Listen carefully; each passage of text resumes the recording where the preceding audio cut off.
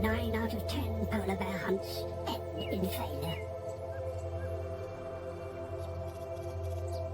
The narrow beaches here are backed by cliffs, and some walkers scramble up, escaping the crowd.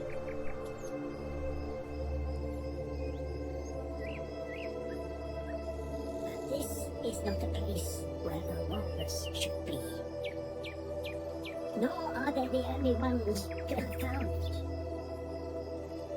Just the polar bear's presence is enough to spook the walrus.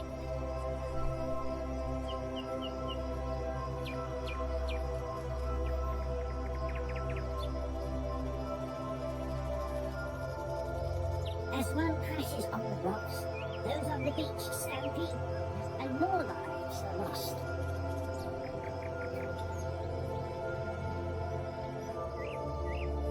In the course of just a few days, over 200 walrus die.